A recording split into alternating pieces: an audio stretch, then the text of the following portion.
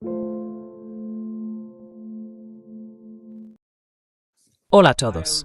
Hoy es sábado, 20 de junio de 2026, y está con nosotros nuestro querido amigo, el Teniente Coronel Anthony Aguilar. Bienvenido de nuevo, Tony. Gracias, muchas gracias. Es un placer estar aquí. Y bueno, parece que en los últimos días muchas cosas han cambiado, y muchas otras no, pero algunas sí lo han hecho, y podrían marcar toda la diferencia.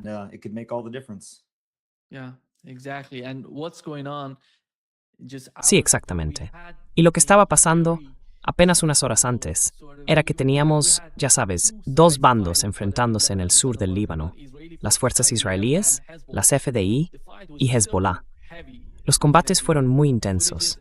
Viendo las imágenes y los vídeos que llegaban desde el sur del Líbano, básicamente lo que Israel intentaba hacer era avanzar en la zona cercana a la colina de Al-Tahrir. La colina de Al-Tahrir es muy estratégica. Es como una especie de fortaleza, si no me equivoco. Y la importancia de ese lugar es que, bueno, lo han intentado 5 veces antes, y anoche fue la sexta. Los israelíes no lograron su objetivo.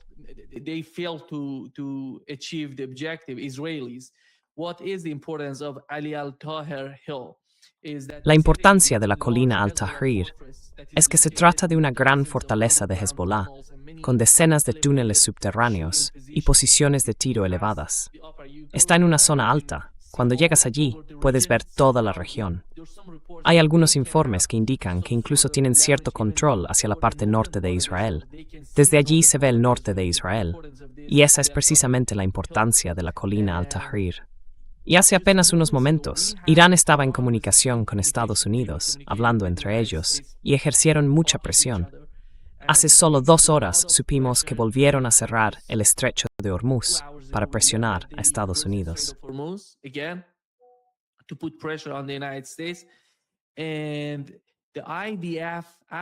Y las fuerzas de defensa de Israel, después de recibir mucha presión de Estados Unidos, presión que venía del estrecho de Hormuz, es decir, de Irán hacia Estados Unidos, anunciaron que el alto el fuego vuelve a estar en vigor.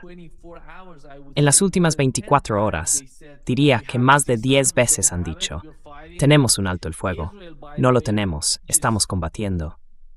Y por cierto, Israel dijo hace unos 20 minutos que estaba considerando el alto el fuego, pero el problema es que se van a quedar allí si Hezbollah les ataca, y van a responder. Esta es la situación a la que se enfrentan las dos partes en el Líbano.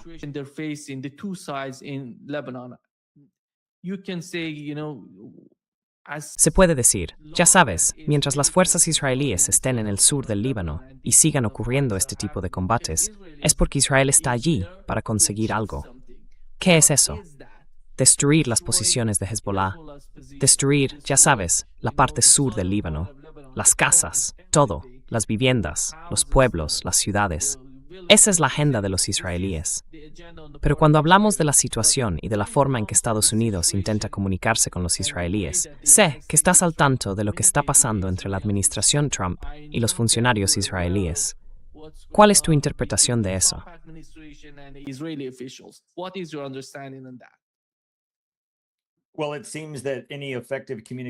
Bueno, parece que ahora mismo cualquier comunicación o diálogo efectivo entre la administración israelí y la estadounidense está, digamos, completamente bloqueado. Supongo que esa es la mejor forma de decirlo. Hay choques de egos, disputas sobre soberanía, desacuerdos con el memorando de entendimiento sobre el acuerdo que Estados Unidos firmaría con Irán. Así que creo que los canales de comunicación y diplomáticos están muy tensos, porque en realidad, desde la perspectiva de Israel y también desde la de Estados Unidos, no tenemos un embajador en Israel dispuesto a mantener conversaciones con el gobierno israelí en nombre de los intereses estadounidenses. Tenemos un embajador en Israel que se alinea más con Israel que con Estados Unidos. Y eso significa que en el fondo no existe ese equilibrio diplomático necesario para representar los intereses de Estados Unidos.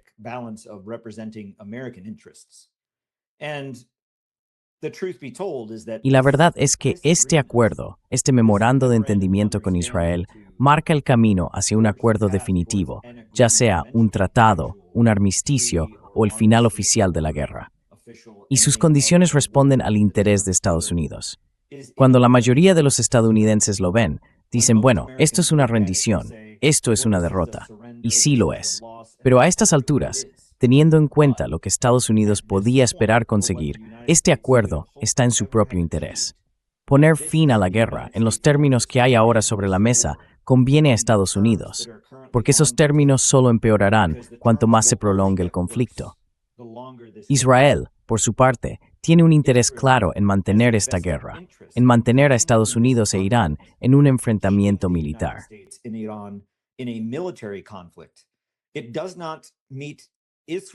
No le conviene a Israel que Estados Unidos e Irán estén en un alto el fuego o en un punto muerto. Mire el caso de Corea del Norte y Corea del Sur.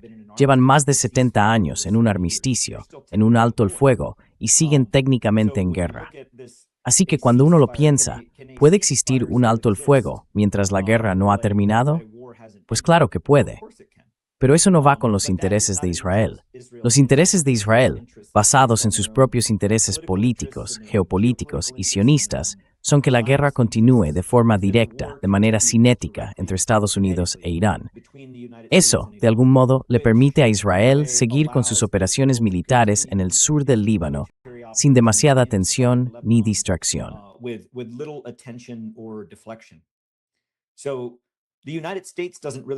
Así que Estados Unidos no tiene realmente un mediador honesto ni un representante diplomático en Israel que defienda los intereses estadounidenses. En estas negociaciones, o en la planificación de 60 días sobre cómo será el acuerdo, tenemos a Jared Kushner y a Steve Witkoff, muy poco preparados y con escasas habilidades para llevar a cabo negociaciones diplomáticas con Irán. Y luego, en cuanto al diplomático que tenemos en Israel, no representa en absoluto los intereses de Estados Unidos. Así que el país está ahora en una situación parecida a la de hace unos días, cuando dije que Estados Unidos se encuentra en un punto en el que tiene que tomar una decisión.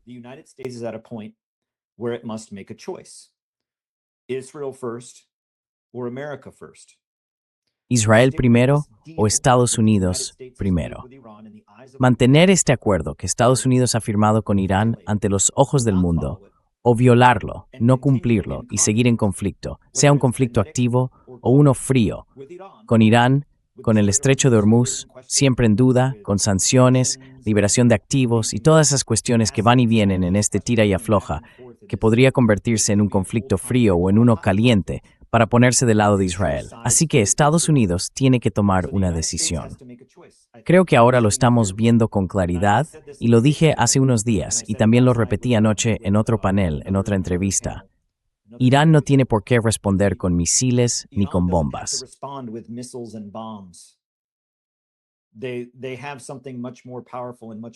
Tienen algo mucho más poderoso y mucho más eficaz que un misil hipersónico o un misil balístico, o incluso, siendo sinceros, que un arma nuclear, el control que ejercen sobre el canal de Suez o el estrecho de Hormuz, que pueden cerrar cuando quieran. Y no hay nada que la Marina de Estados Unidos pueda hacer al respecto sin entrar en un conflicto de alta intensidad, algo que tampoco está en el interés de Estados Unidos. Así que lo que estamos viendo ahora, con lo que está ocurriendo hoy, es a Irán utilizando esa influencia. Bien, de acuerdo. Israel seguía combatiendo en el Líbano. Nosotros no vamos a reunirnos con ellos en Suiza.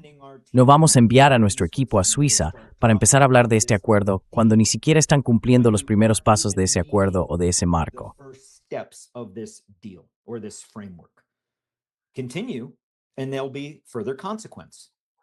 Okay, continue. What are in this moment? What were Iran's options?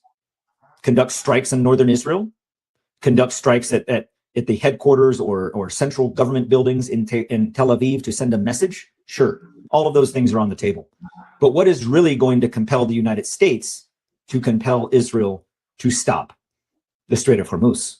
So Iran has clearly understood the assignment and understands what has been learned in these previous 108 days of conflict, kinetic conflict, as to where the critical factor is. What's the lever? And they figured it out. And if the United States doesn't make a clear choice soon, there's multiple levers that Iran can manipulate here. There's the Strait of Hormuz. There's kinetic strikes. Está el estrecho de Hormuz. Están los ataques cinéticos, quizá no contra las naciones del Golfo, porque la mayoría de ellas, creo que a estas alturas, están diciendo ya está, hemos terminado con la guerra aquí, busquemos una forma de convivir y normalizar las relaciones. Así que, en concreto, Israel va a quedar como el punto conflictivo, como un objetivo directo. Pero también está el estrecho de Bab el-Mandeb, donde Ansar Allah tiene influencia. Son cuestiones en las que el daño real que se puede infligir a Estados Unidos no tiene por qué venir de bombas o misiles, sino de la economía y del poder económico. Ese daño real ni siquiera se ha materializado todavía. E Irán aún tiene la capacidad de mover el dial.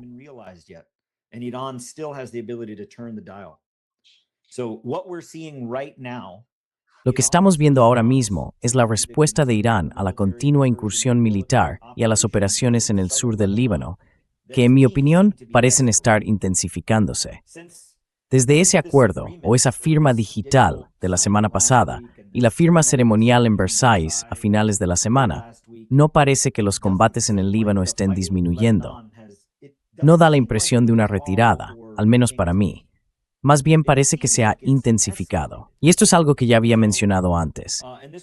El hecho de que veamos fuerzas militares tácticas sobre el terreno, moviéndose hacia posiciones que geográficamente pueden parecer un retroceso, no significa necesariamente que haya una intención de retirarse. Podría tratarse de una consolidación de fuerzas para continuar con operaciones ofensivas.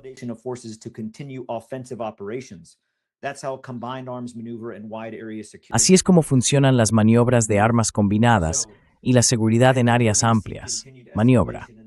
Creo que vamos a ver una escalada continua en el sur, que de forma natural, cuando se trata de Israel, lleva a una mayor escalada en toda la región. Eso podría incluir ataques en el sur de Beirut, lo cual de nuevo sería otra línea roja. Así que pienso que la forma en que Irán está abordando esto, que sinceramente sería la misma que yo seguiría si fuera Irán, si fuera su estratega y les estuviera dando asesoramiento militar, sería decir algo así como, al sur del río Litani, donde combate Hezbollah, las palancas que usaríamos para provocar una respuesta de Estados Unidos, para hacerles sentir el coste de lo que hace Israel, serían el estrecho de Hormuz o bien otros mecanismos económicos.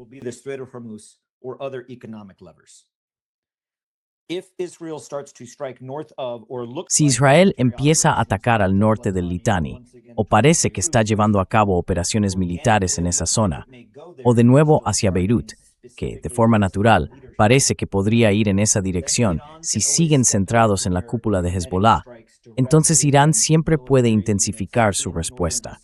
Podría pasar ataques directos contra unidades militares en el norte de Israel o incluso en Tel Aviv, y al mismo tiempo causar más daño económico a Estados Unidos. Así es como yo veo que puede evolucionar esto.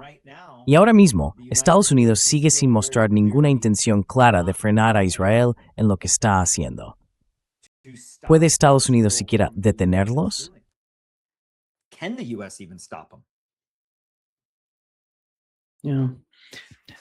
Tony, Sí, Tony, cuando hablas de que Irán está presionando a Estados Unidos usando el estrecho de Hormuz, ¿crees que eso, de alguna manera, está afectando a la administración Trump? Es por eso que vemos a J.D. Vance y a Donald Trump salir y atacar, de algún modo, a Benjamin Netanyahu y a su gobierno. Tuvimos ataques desde Israel hacia la administración Trump, porque consideran que lo que sea que salga del memorando de entendimiento es una derrota total para Israel, diría yo. Y esto es, al menos a ojos de los israelíes, hablo desde mi punto de vista, lo que ellos están transmitiendo. Dicen que es una derrota total. Ninguno de sus objetivos se ha tenido en cuenta en ese memorando, porque querían que se desmantelara el programa nuclear iraní. Querían imponer restricciones a los misiles balísticos de Irán.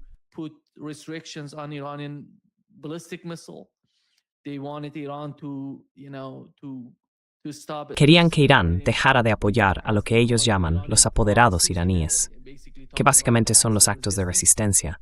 Y también querían debilitar a Irán, tanto geopolíticamente como militarmente, en la región, para que quedara más bajo la influencia de Israel. Pero ninguno de esos objetivos, en fin, se ha cumplido desde el punto de vista israelí. Así que, cuando atacan a Estados Unidos, Y hablamos de Estados Unidos. Irán puede usar a Israel, sobre todo, para presionar a Estados Unidos, teniendo en cuenta lo que está ocurriendo entre las dos administraciones. ¿Cree que sería posible que Irán utilizara el estrecho de Hormuz como una forma de ganar ventaja sobre Israel? ¿Y cuál sería el resultado para la administración Trump si sigue la agenda israelí o la de Netanyahu?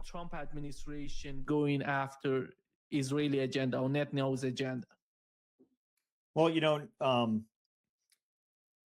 Bueno, ya sabes, ni Netanyahu, ni el liderazgo iraní, ni el liderazgo estadounidense, ni el de los Estados Unidos de América tienen una bola de cristal para mirar y decir, esto es exactamente lo que va a pasar.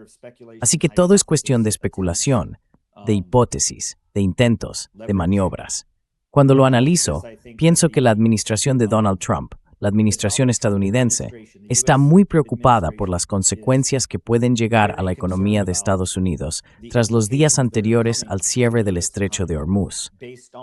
Esa reacción, por así decirlo, como el chasquido de un látigo, no se produce en el mismo momento en que se mueve la muñeca. El golpe de ese látigo, en el extremo largo de esa cadena económica, todavía no ha alcanzado a Estados Unidos.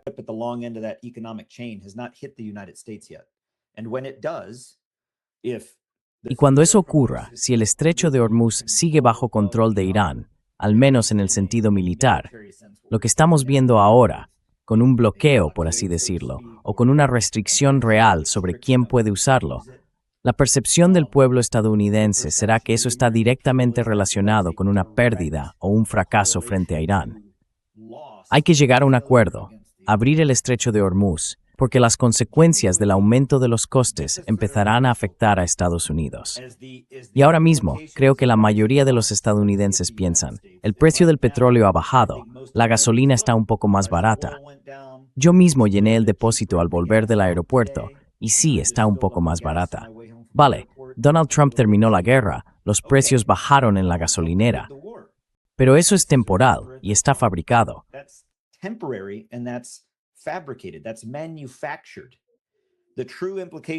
Eso está fabricado. El verdadero impacto del peso total de las consecuencias económicas del estrecho de Hormuz, en términos de agricultura, refinado, combustible y demás, todavía no lo hemos sentido. Pero lo vamos a sentir. Irán lo entiende, Donald Trump lo entiende, Israel lo entiende. Pero a Israel no le importa a Estados Unidos. No le importan los estadounidenses de a pie, ni el ciudadano medio, ni el propio país.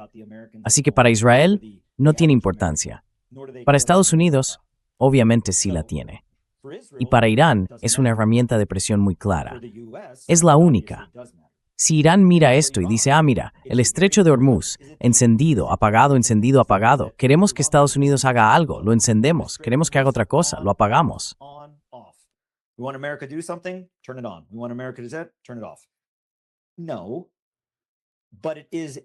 No, pero sí es una palanca dentro de las opciones disponibles, dentro de todo el abanico de opciones estratégicas con las que Irán puede responder o seguir adelante en estas negociaciones.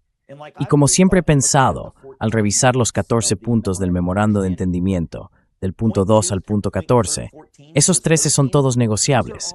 Hay margen, hay espacio de intercambio sobre la mesa. ¿Cuánto se libera? ¿Qué sanciones se levantan? ¿Y en qué momento? ¿Cuál será el impacto en el estrecho de Hormuz? ¿Cómo construimos ese relato para que no parezca que simplemente lo hemos cedido, sino que se presenta más como una cuestión administrativa? Todo eso tiene margen de negociación. Pero el punto número 1 no.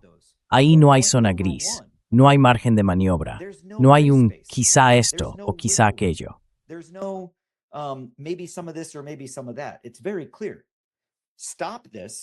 Está muy claro.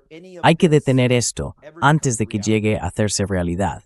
Y si no se detiene, entonces no seguimos adelante con estas cosas. E Irán ya lo ha demostrado. No hay que precipitarse, ¿verdad? No se va con todo desde el primer paso. Así que Irán lo está viendo y dice, vale, no vamos a Suiza, no salimos. Ahora el estrecho de Hormuz, vamos a aplicarlo, vamos a controlarlo de nuevo. ¿Qué controla entonces Estados Unidos? Estados Unidos puede responder diciendo, no vamos a levantar las sanciones y no vais a recuperar vuestros activos congelados. Y si eres Irán, miras eso y dices, hemos estado bien sin eso durante décadas, así que no nos afecta de inmediato. Los pagos llegarán, de acuerdo. Pero el estrecho de Hormuz es algo real y actual. Strait of Hormuz is real and current. So the US isn't really dealing with any leverage. Así que Estados Unidos, en realidad, no tiene ningún tipo de influencia que pueda cambiar la situación inmediata. Irán sí la tiene. Volviendo a la cuestión de Israel y todo eso, ¿debería la pregunta ser si Estados Unidos puede detener a Israel? Bueno, Israel es una nación soberana. Israel no tiene por qué hacer caso a Estados Unidos. Creo que está dejando bastante claro que no es un buen aliado. Pero ahora Estados Unidos va a tener que decidir cómo transmitir eso a Irán. Algo así como Irán, aquí Estados Unidos, perdón por nuestro aliado imbécil, rompemos la relación. No queremos seguir vinculados a ellos en este asunto. Y por tanto, Irán, cualquier cosa que quieras hacer para responder a lo que están haciendo, adelante. Anything that you want to do, Iran, to respond to what they're doing, have at it. Have at it. We're not going to respond. We're not going to provide. Adelante, que hagan lo que quieran. Nosotros no vamos a responder. No les vamos a dar los recursos.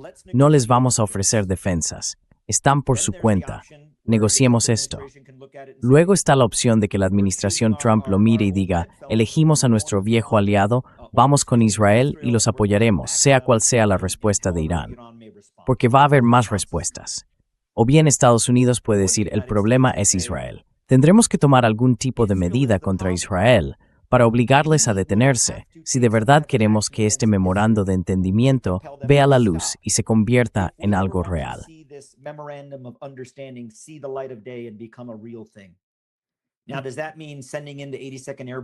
¿Significa eso enviar a la 82ª aerotransportada al sur del Líbano para expulsar a las fuerzas de defensa de Israel? No. ¿Pero podría haber sanciones? ¿Podrían usarse otros mecanismos de presión?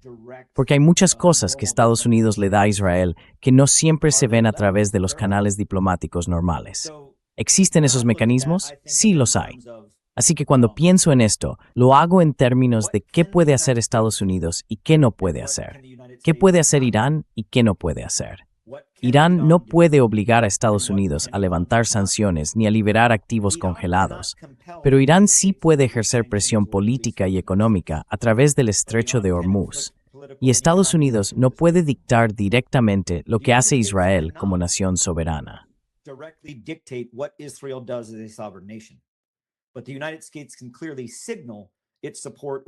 Pero Estados Unidos puede dejar muy claro su apoyo o su falta de apoyo, o de qué lado está, a través de voces como la de J.D. Vance, del propio presidente, o con acciones concretas.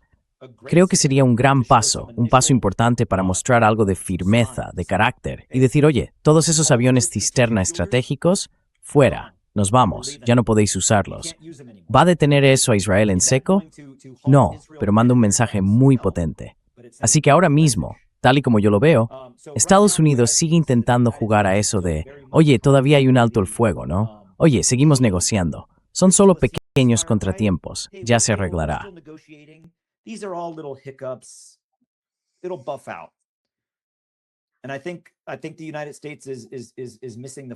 Y creo que Estados Unidos está perdiendo de vista el conjunto y no se da cuenta de que esto solo va a escalar hasta el punto en que podríamos volver a un conflicto a gran escala, dependiendo de cómo decida mantener su posición. Y ponerse del lado de Israel sería poner a Estados Unidos en último lugar. Por muy contradictorio que suene, este acuerdo, tal y como está ahora, es de interés para Estados Unidos. Cerrarlo, finalizarlo y avanzar hacia la normalización de las relaciones en la región, sin intentar ser un poder hegemónico ni una fuerza de ocupación militar. Y si Israel es lo que nos impide hacerlo, entonces hay que dejarlo claro y actuar en consecuencia. No creo que esta administración tenga el valor de hacerlo, pero ya veremos.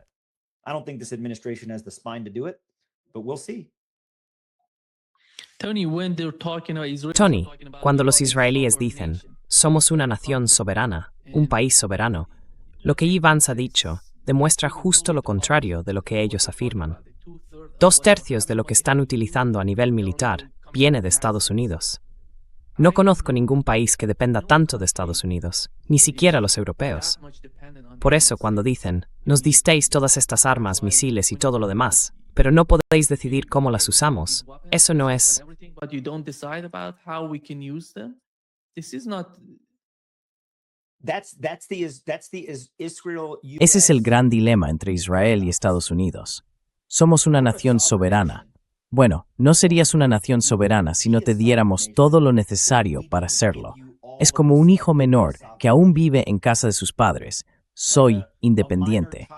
Sí, claro que lo eres, pero mientras vivas bajo nuestro techo, tienes que seguir nuestras reglas, porque nosotros pagamos la hipoteca, pagamos esto y pagamos lo otro.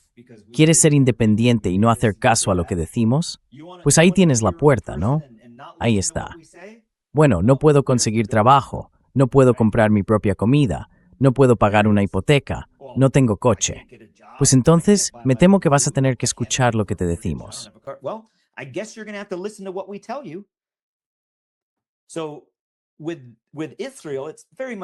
Con Israel pasa algo muy parecido. Israel dice, somos una nación, somos un país soberano.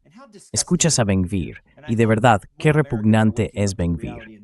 Espero que cada vez más estadounidenses estén despertando a la realidad y vean a este hombre que justo ayer delante del Knesset dijo, quemad el Líbano, quemadlo hasta los cimientos. Dijo lo mismo sobre Gaza. Y además añadió, no escuchamos a Donald Trump. Quiero decir, la audacia de una nación que solo hace tomar, tomar y tomar, y luego responde, no tenemos por qué escucharos. Si la administración se tuviera un poco de valor, se plantaría y diría, de acuerdo, perfecto, no tenéis que escucharnos.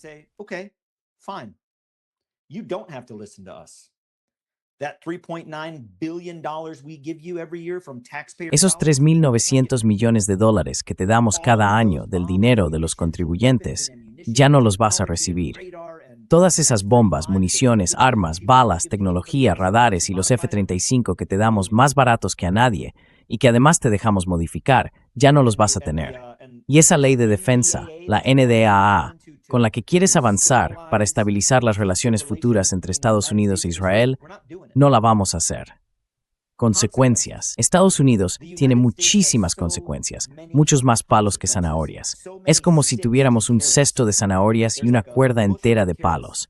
Tenemos zanahorias y palos para dar y tomar con Israel, y elegimos no usarlos. Este conflicto y este memorando de entendimiento van a obligar a tomar una decisión, de un modo u otro, porque Estados Unidos no puede permitirse seguir por un camino de conflicto con Irán.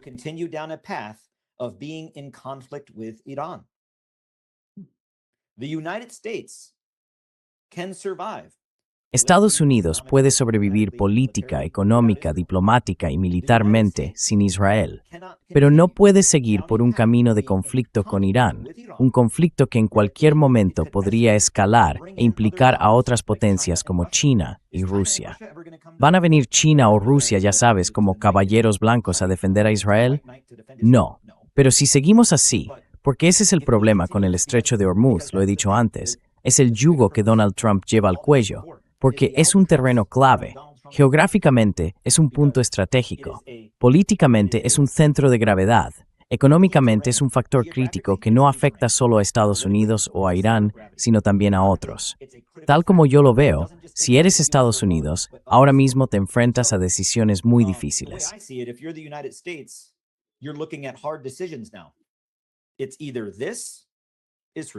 Es una cosa u otra. Israel, o esto, la paz con Irán avanzando. A mí me parece sinceramente que podríamos tener ambas cosas, pero Israel no lo permite. Con las acciones de Israel, con lo que sigue haciendo y con lo que su liderazgo ha dicho, no puede haber una coexistencia entre mantener relaciones con Israel y avanzar hacia una normalización pacífica con Irán. Las dos cosas no pueden existir a la vez, a menos que Israel cambie su forma de actuar. Así que Estados Unidos va a tener que tomar una decisión. Y si Estados Unidos no toma una decisión clara, esto va a continuar, y no será en beneficio de Estados Unidos. Porque si los estadounidenses piensan que ya hemos sentido el golpe, que ya hemos pasado lo peor del impacto del cierre del estrecho de Hormuz durante aquel periodo, se equivocan. Aún no lo hemos sentido. Esa ola de consecuencias ni siquiera ha llegado todavía a nuestras costas. Y cuando llegue, perhaps the lesson.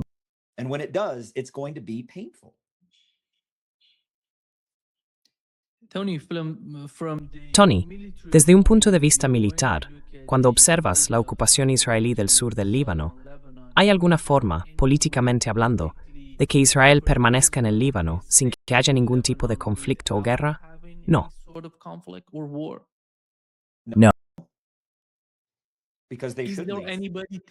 ¿Hay alguien que le esté diciendo eso a Estados Unidos, a Donald Trump y a J.D. Vance, que es imposible mantener una ocupación y al mismo tiempo tener algún tipo de entendimiento mutuo entre las dos partes para dar marcha atrás? Porque ese es un punto crucial. Yeah. I would say, hey, Donald Trump. Hey, Sí, yo diría, oye Donald Trump, oye Pete Hegseth, oye Trump. J.D. Vance, vamos a hacer un cuentacuentos con Tony. Puedes sentarte en mi regazo y te leeré un libro. Se llama Irak, se llama Afganistán, se llama los últimos 50 años de ocupación del Líbano por parte de Israel. Y veamos cuál es la probabilidad de ocupar un territorio sin que haya resistencia. Enséñame un solo lugar en el mundo donde eso haya ocurrido alguna vez. Incluso si hablamos de la creación de nuestro propio país. Oye, queremos quedarnos en tu tierra soberana y seguir ocupando tu territorio soberano. Y esperamos que no resistas. No te resistas a nuestra ocupación y todo irá de maravilla. Haz lo que queremos que hagas, sin resistencia, y todo será perfecto. ¿Quién podría esperar que una nación existiera bajo esas condiciones o esos términos? Hezbollah es ahora mismo el único medio de resistencia en Líbano. La lucha está en el sur, y ahí es donde está defendiendo. ¿Está el ejército libanés haciendo su parte en el sur?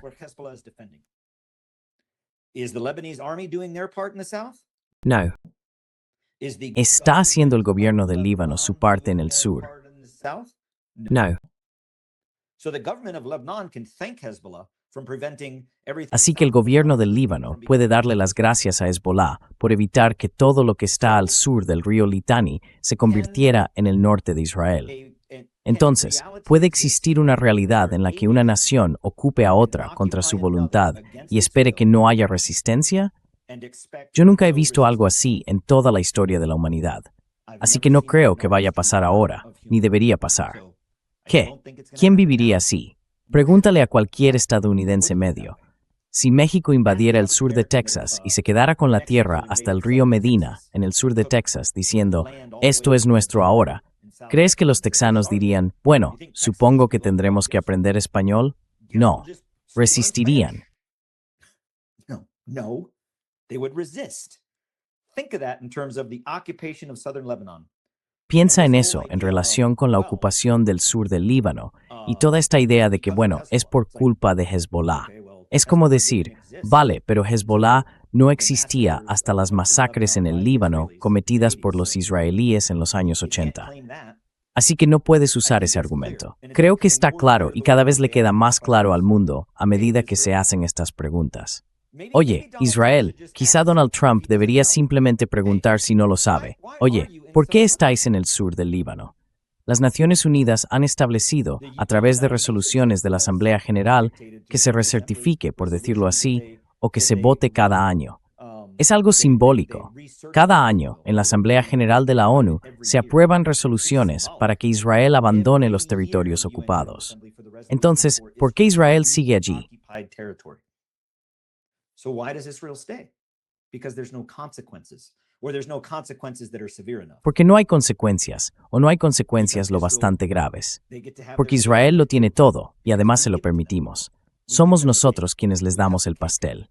Lo hacemos, lo cortamos, lo ponemos en el plato, se lo servimos, y luego decimos, feliz cumpleaños, Bibi. Ya es hora de que eso se acabe. Y si no se acaba, el conflicto con Irán seguirá, y seguirá afectando a Estados Unidos, directa e indirectamente. Ahora es el momento de elegir. Eso es lo que más me preocupa de todo esto.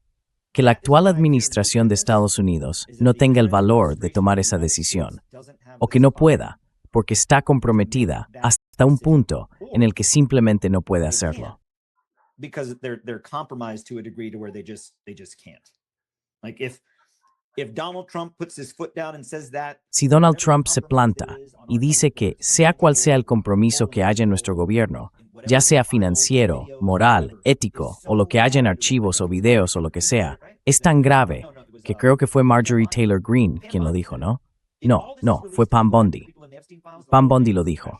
Que si todo eso se hace público y se persigue a la gente que aparece en los archivos de Epstein, todo el sistema se vendría abajo. ¿Cómo?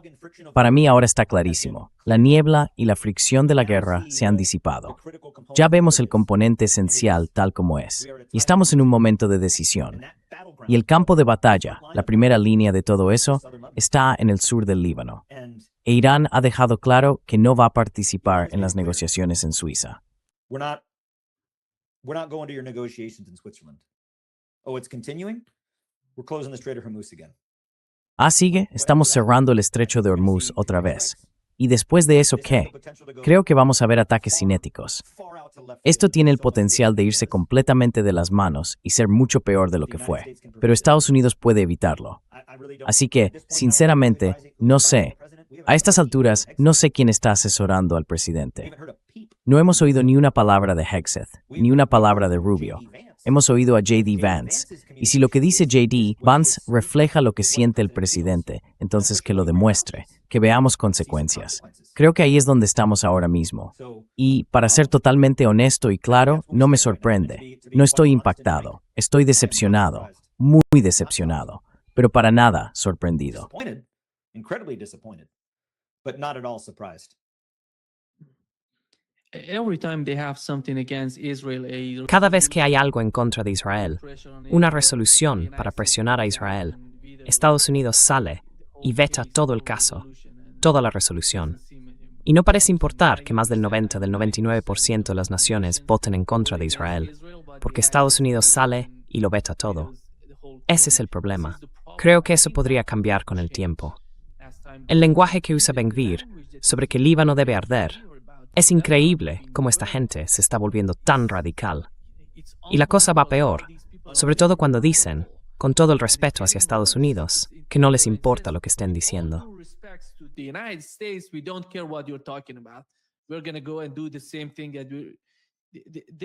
Vamos a hacer lo mismo. Creo que este es el final para quienes pensaban que Israel cambiaría su comportamiento. Imaginadlo, el único país del planeta que no ha definido sus fronteras. Eso significa que las fronteras están abiertas. Van a ir a Damasco, van a ir a Beirut, van a ir a Egipto. Eso es, literalmente, no tener fronteras. ¿Y por qué es tan difícil para muchos países entender la razón principal por la que no las definen? Porque quieren ampliarlas.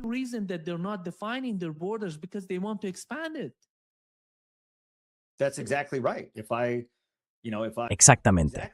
Si yo, ya sabes, si no defino mis fronteras de forma diplomática, política y ante los ojos del mundo, digamos, con la entente política que sería Naciones Unidas, supongo, entonces nunca tengo que rendir cuentas sobre hasta dónde extiendo esas fronteras. Es como cuando dos hermanos están en su habitación, ¿no? Ponen una cinta en medio del cuarto. Este es mi lado, ese es el tuyo. Antes de eso siempre hay algo así como, oye, quita tus cosas de mi lado. Oye, tus cosas están en mi lado, ¿verdad?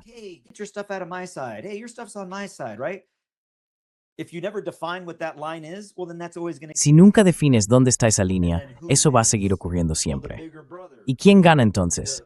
Pues el hermano mayor, el que puede pegar al pequeño, ¿no? Hasta que alguien con responsabilidad, un padre o una madre, interviene. O quizá los dos acaban cansados de pelear y dicen, vale, vamos a poner una cinta en el suelo. Este es tu lado, este es el mío. No lo cruces. Pero en cuanto lo defines, hay consecuencias, ¿verdad? Por eso Israel no lo define, o lo mantiene muy vago, por esas consecuencias. Y cualquiera puede comprobarlo ahora mismo. Hay muchísimas fuentes donde se puede ver en qué zonas las fuerzas israelíes están actualmente ocupando territorio a lo largo del Líbano.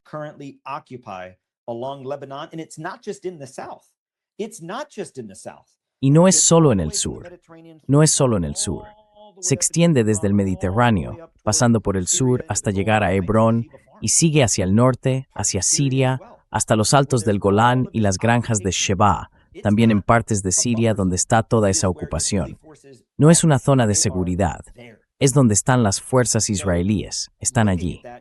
Así que si miras eso, piensas, ¿cuál es el problema aquí? ¿Qué es? Vamos a identificarlo, porque eso es lo más importante de cara a encontrar una solución. ¿Cuál es el problema? Estados Unidos e Irán han acordado un memorando de entendimiento de 14 puntos. aceptado por ambas partes. ¿Podemos estar todos de acuerdo en eso? Can we all agree on that? Is that a fact? Yes, that is a fact. ¿Es un hecho? Sí, es un hecho. Ambas partes acordaron que esos puntos avanzarían hacia la ejecución real tras 60 días de conversaciones. Eso es un hecho. Ahora bien, ¿por qué en este momento de la historia se han detenido esas conversaciones? Porque Irán disparó contra la Marina de Estados Unidos. Porque la Marina estadounidense hizo explotar algo. Porque Irán no aceptó ninguno de los términos. No, nada de eso es cierto. La razón por la que las conversaciones se han detenido, o incluso podrían estar retrocediendo y desmoronándose, es porque una condición muy clara, la condición número 1 del memorando de entendimiento, no se ha cumplido. Y es Israel quien no lo está haciendo. Estados Unidos no está en el Líbano. And it's Israel not doing it. The United States is not in Lebanon. Who is it? So if you look at that and you see ¿Quién es? Si lo miras así y ves que para que Estados Unidos cruce el puente de la negociación, aquí estamos nosotros, ahí están ellos, y aquí está el problema.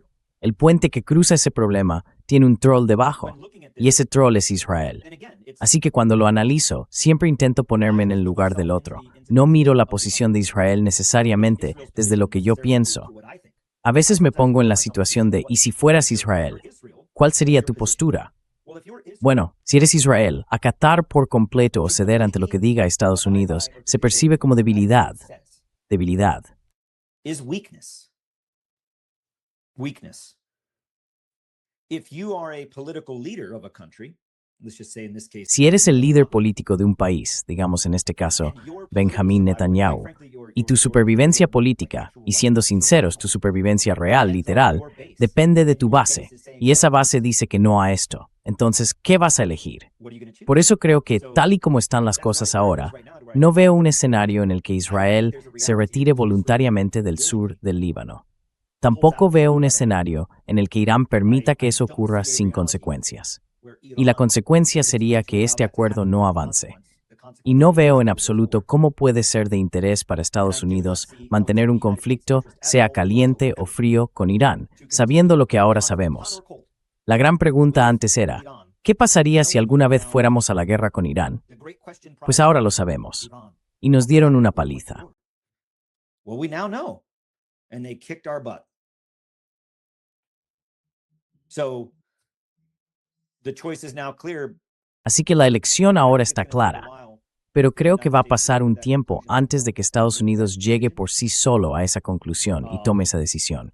Y de verdad, no veo... O sea, es que Estados Unidos estaba dispuesto a enviar 5,000 soldados a Gaza para mantener esa fuerza internacional de mantenimiento de la paz o de estabilización internacional, la ISF, la Fuerza Internacional de Estabilización. Entonces, ¿por qué no estamos dispuestos a implicarnos de la misma manera en el Líbano, o al menos a apoyar al gobierno libanés para que Israel se mantenga al margen durante el periodo de negociación? Al menos, si Estados Unidos actuara de forma completamente egoísta, pensando solo en su propio interés, diría, vale, pondremos esta fuerza de seguridad aquí durante este tiempo mientras negociamos. Cuando consigamos lo que queremos, nos vamos. Vosotros os apañáis. Pero ni siquiera estamos dispuestos a hacer eso. De verdad, no veo cómo puede funcionar así.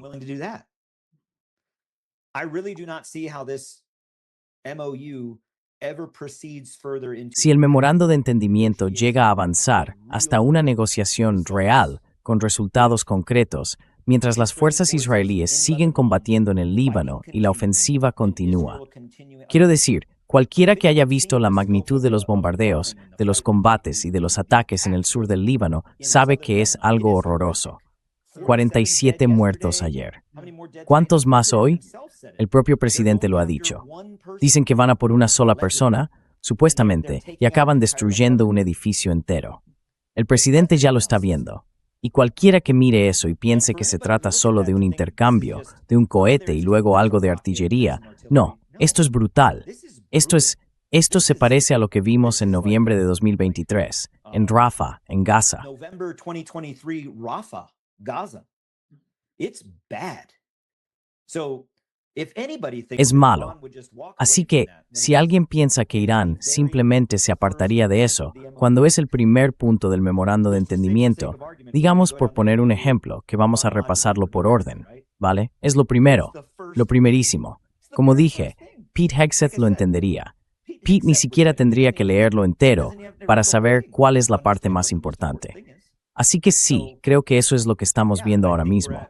Y creo que, dentro de la escala de escalada, lo que tenemos que preguntarnos es qué podemos esperar en las próximas 24 o 48 horas, por así decirlo.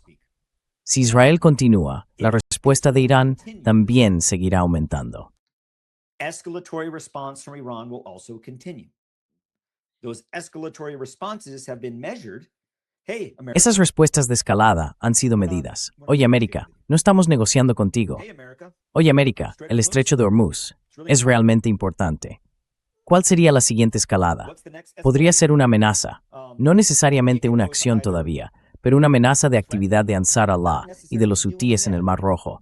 Solo insinuarlo, solo dar señales. O bien, posibles ataques cinéticos contra elementos israelíes estratégicos, o, bueno, no necesariamente estratégicos, digamos, operativamente significativos en el norte.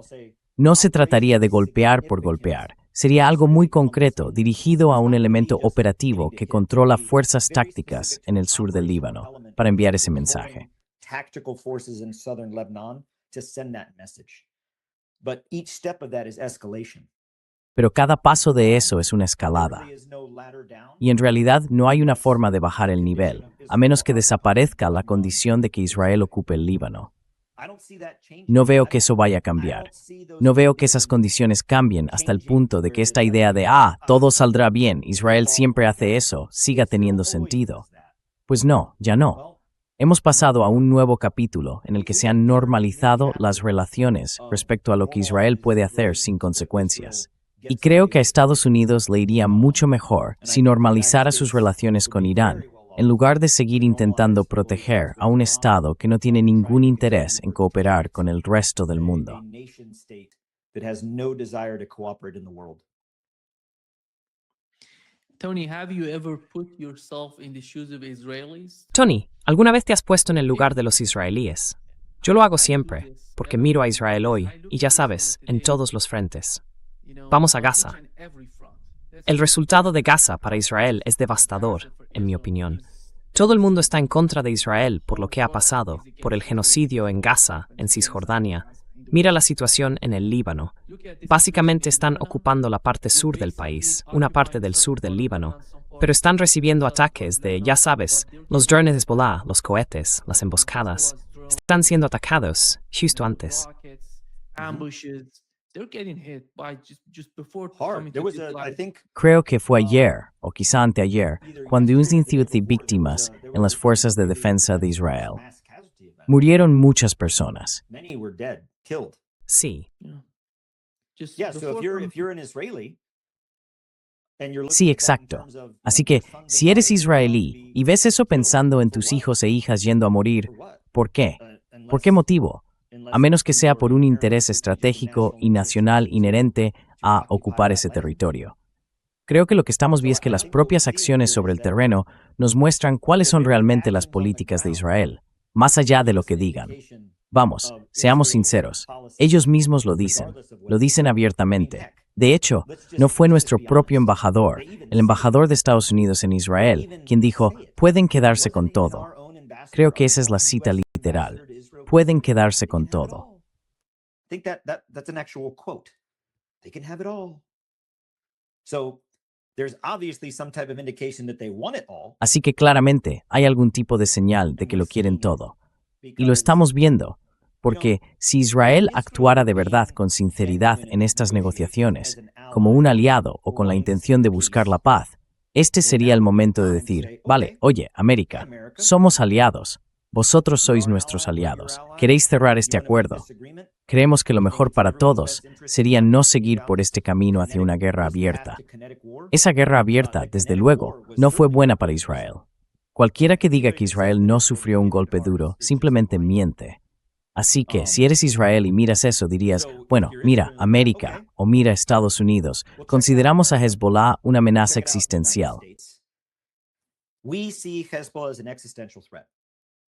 If we leave to meet these conditions, Si nos retiramos para cumplir esas condiciones, de modo que ya no estemos en el Líbano, y no seamos nosotros quienes estemos en conflicto con Hezbolá, para evitar el conflicto con Hezbolá, da igual el argumento del huevo o la gallina, que les atacamos porque ellos nos atacan, que existimos porque ellos existen.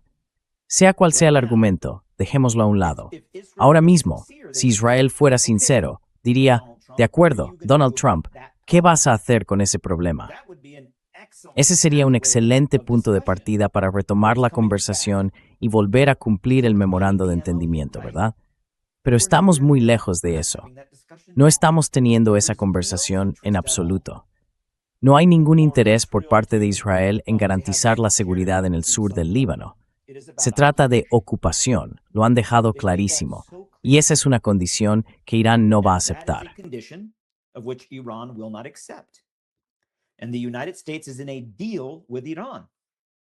Y Estados Unidos tiene un acuerdo con Irán, no con Israel. Israel no forma parte de ese acuerdo. Así que, de nuevo, todo se reduce a una pregunta muy básica para Estados Unidos. Elige sus propios intereses, América primero, los intereses de América, y lleva este acuerdo hasta el final. O lo desecha para ponerse del lado de la incapacidad o la falta de voluntad de Israel para desocupar el sur del Líbano. Sinceramente, no veo ninguna respuesta real a la posición actual de Israel. Hemos oído algo de Ben-Gvir, de Smotrich, de Netanyahu o de Israel Katz diciendo, oye América, si quieres que este problema al menos se neutralice, quizá no resolverlo del todo, pero sí neutralizarlo con el Líbano, entonces haz algo al respecto.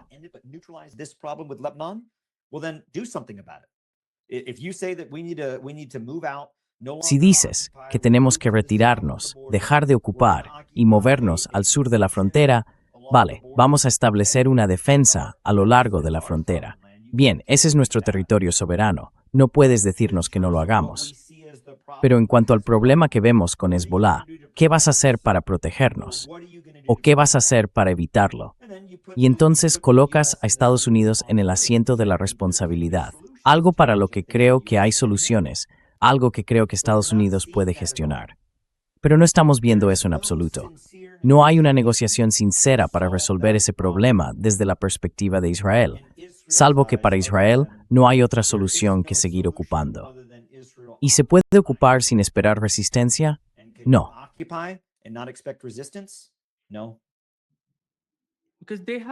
Porque no tienen ninguna solución en la cabeza. La única solución que contemplan es escalar, y seguir escalando más y más. Esa gente no tiene ningún sentido de la realidad.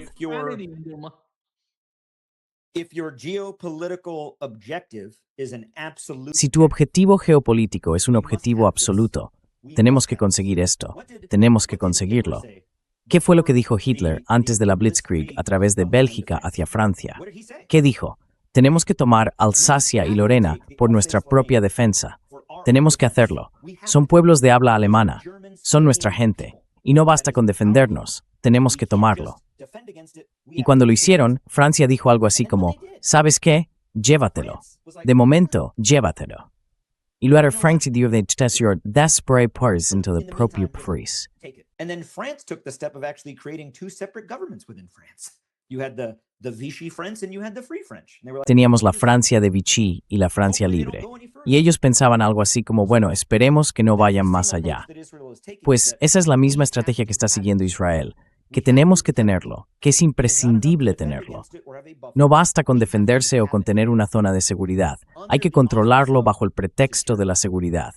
Creas un enemigo, creas una crisis, y así puedes escribir el relato, ¿no? Crisis, caos y conflicto, las tres Cs de la existencia israelí.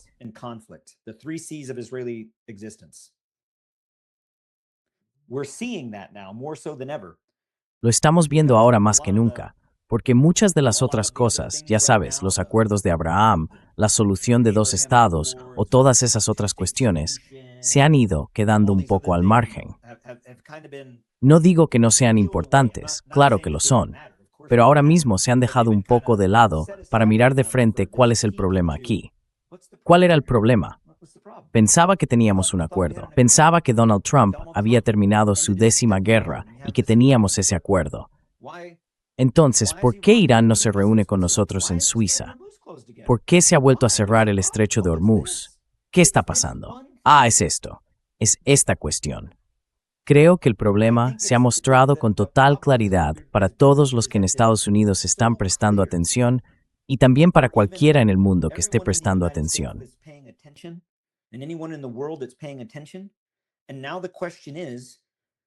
Y ahora la pregunta es, Estados Unidos ya no puede quedarse al margen. No puede. Y yo diría que en el pasado no estábamos al margen. Estábamos completamente de un lado. Pero en esta guerra fue como, bueno, queremos quedarnos justo aquí. No enfrentarnos a Irán, no confrontar a Israel. Solo queremos mantenernos al margen y esperar que todo salga bien. No va a pasar. Exactly. Exacto. Exacto. Gracias. Muchísimas gracias, Tony, por estar hoy con nosotros. Un verdadero placer. Pleasure, as always. Gracias por sacar este tema tan importante. Es fundamental que la gente preste atención a esos pequeños detalles. No estamos oyendo hablar de misiles balísticos cruzando el Golfo, ni de buques de guerra estadounidenses en combate, pero eso puede pasar así, de repente. Y cuando ocurra, en lugar de preguntarte cómo ha pasado, fíjate en lo que está ocurriendo ahora.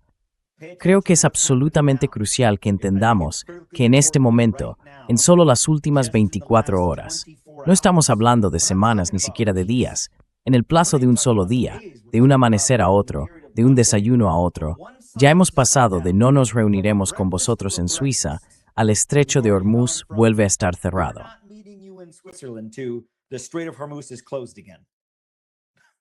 Yeah.